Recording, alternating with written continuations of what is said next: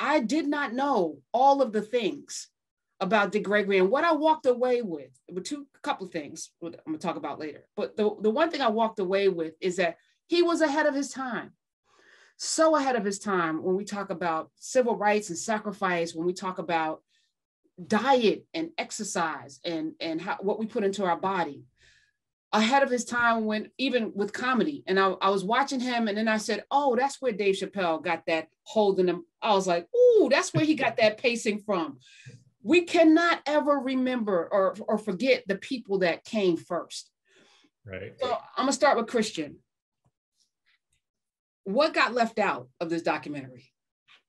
As Andre would say about another movie, maybe two, a lot. And unfortunately, when you have a man's life that's just so chock full of service, my dad probably forgot more things than he remembered. He was alive for the first 3 years of this film, and he was just tickled pink as he was being reminded at these things. He was, a foot soldier, and we think soldier, we think violence, but it was the polar opposite. He was a foot soldier for love, and he was there, not just watching, but impacting and influencing and bringing that back to younger generations. He was a self-described agitator. Agitators move in a cycle, and he was all about circling that information. There was nothing that he kept to himself. He was the original social media for certain. Let's pause in that agitation for a minute, because the quote is, if you have a washing machine with no agitator and you have some dirty drawers in the washing machine with no agitator, you just have some wet, dirty drawers. So you need to, and that's going to be a mantra. We all need to agitate, because drawers don't get clean. Countries don't get clean. People don't get clean without somebody there to agitate. So that line was epic. Yeah. The process, Andre, this is your first documentary that you directed. Yeah. How did you get the nod to do it? Did you approach them? What was the process? No, actually, my company, Cinemation, we financed the whole film before Showtime bought it. And that's what I do as a producer. I've been a producer and financier of movies for nearly 15 years. And so I have produced and financed a slew of different documentaries, and had a series earlier this year on HBO called The Lady in the Dale, 4-part series, and mostly narrative films, scripted films, but always had a love for documentaries. And the main issue that this project, meaning a story about Dick Gregory, was experiencing over the years. I mean, there was several filmmakers who had tried to do this, high profile ones who had tried to do this. And the main issue was that they couldn't find the financing. They couldn't get anybody to pay for it.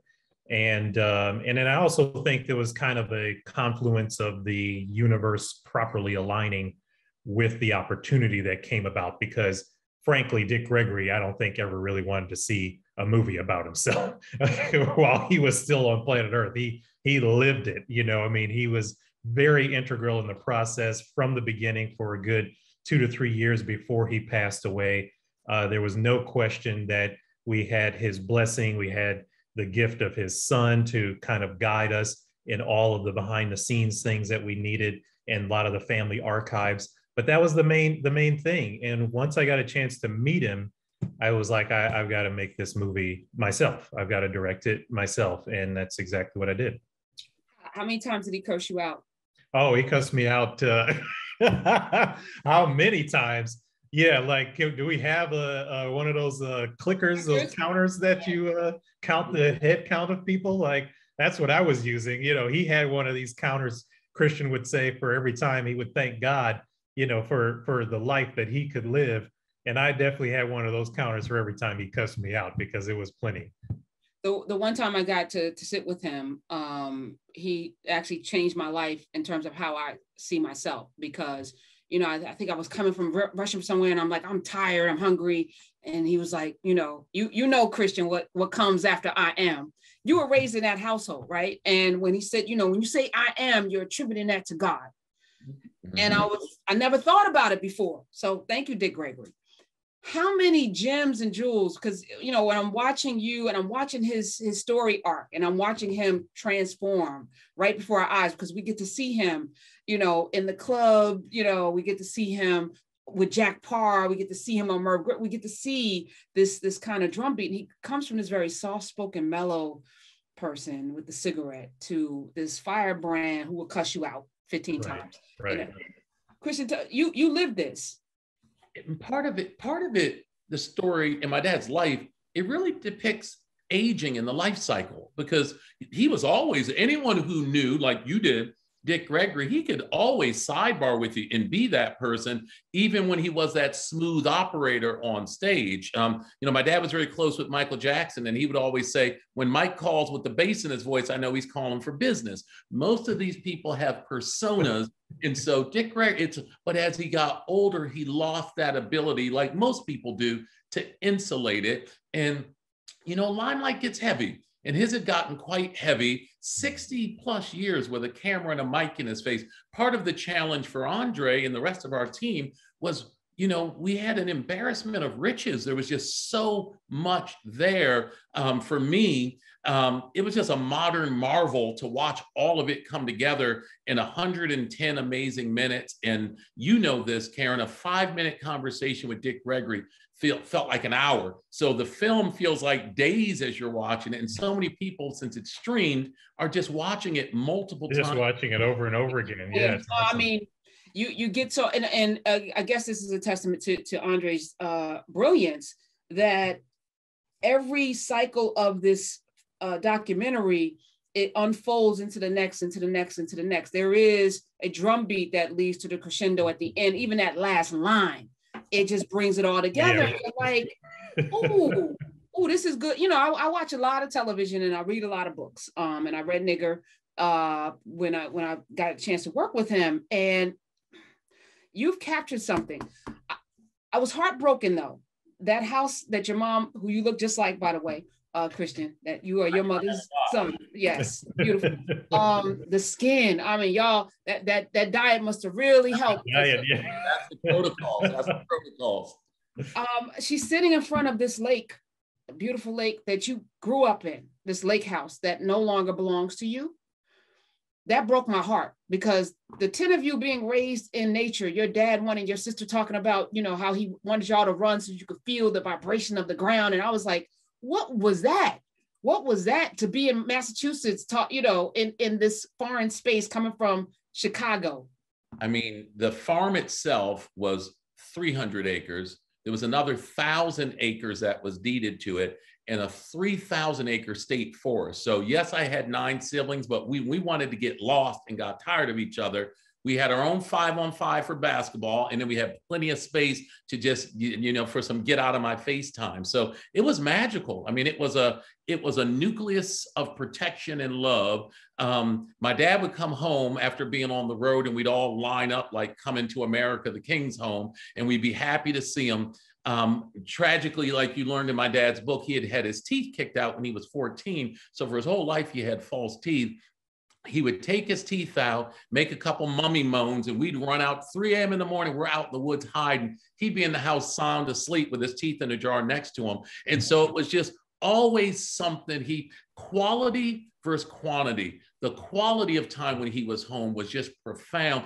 And then because of my mother's love, he was always connected to us, even when he was on the road. So the story really depicts that. But when we lost the farm, it was meant to be, because it was just my mom and my sister on this 1,000+ acre 5. We were all in college or off with our own lives. The timing was right. It could have happened when we all were living there.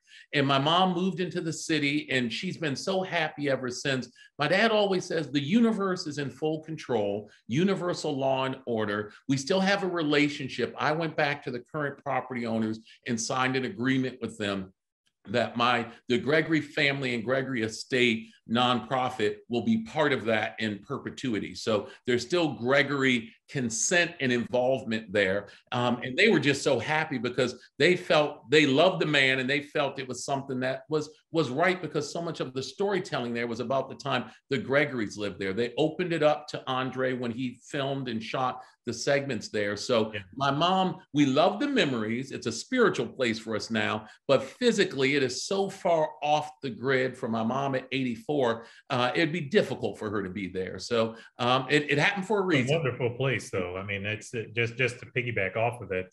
I'm sorry, I didn't mean to cut you off, but I just wanted to add my 2 cents, because when I did go there, just filming it, you can feel this energy that is there. That it's like, man, this seemed like a really fantastic place to grow up. It very much reminded me of my home. I grew up in Ohio, in Toledo, Ohio, with a lot of land and big house and that sort of thing. And it really reminded me of that with a lake. Like, we didn't grow up right next to a lake. It had this huge lake. And so just the spiritual energy of that place, it was pretty awesome. A lot of meditating and fasting. And I mean, fasting and meditating for days on end. Many Christmases with just all 12 of us sitting on that big circle and meditating in prayer. So the spiritual energy that remains there, it's real. And it is, like Andre said, it's palpable. You feel it. The presence is very real. And Christian could talk about this. This would be a whole different movie of the number of people that Dick Gregory healed in that boathouse that we filmed. I mean, there's a whole slew of celebrities that came there to stay that he healed that we couldn't put in the film. You did Yoko and John Lennon, but he was, some pockets labeled him a quack, and now we look, and it's, like the convergence of where we are spiritually right now, and Black people in particular, we need that. I needed to see that. Mm-hmm. And it gave me the idea that this is possible. This is all possible. Yeah, very, very true. I mean, he was putting turmeric and black pepper in his smoothies before anybody realized that we were supposed to be doing this. He was healing himself with herbs and vitamins and minerals long before anybody. This was an awareness thing. And as Christian, I sort of let him speak for himself, but as he talked about in the film, and we've talked about tons of times off camera, back then you considered a health nut. Now it's like we've got vegan restaurants left and right popping up all over the place, fine dining vegan restaurants. And that's sort of part of it. Another thing that we really couldn't put in the film, but talking to civil rights activist leaders, Harry Belafonte, Dr. Murley Evers, about what the activists and protesters were eating while on the road. I mean, we're talking about the fish dinners and the chicken dinners and the fried foods and the soul food and all of these types of things that actually, were bad for you at the end of the day. Now you talk to activists who are on the ground, having a vegan craft service table at wherever destination you're going is like expected. You're supposed to have the fresh fruits and the fresh vegetables and all these sort of vegan options. And so that's what's crazy, is that Dick Gregory was doing this right in the middle of all of that stuff. But I'm curious what you have to say. No, even just how clearly he said Whole Foods. Whole Food didn't exist then. So I pulled that too, Christian. I was like, clearly he was on he was on the dancing show. He was on Soul Train Soul Train, talking about Whole Foods. It's whole. The problem we're having is real food. Whole. It's something we call whole food. And so now, I mean, the man was prophetic. I mean, and living color too. I was like, yes. them. Oh yeah, there was. I mean, and they've acknowledged the largest demographic switching to becoming vegetarian and vegans is Black women. And there's been a trace back to Dick Gregory's book, Cooking with Mother Nature for folks who eat.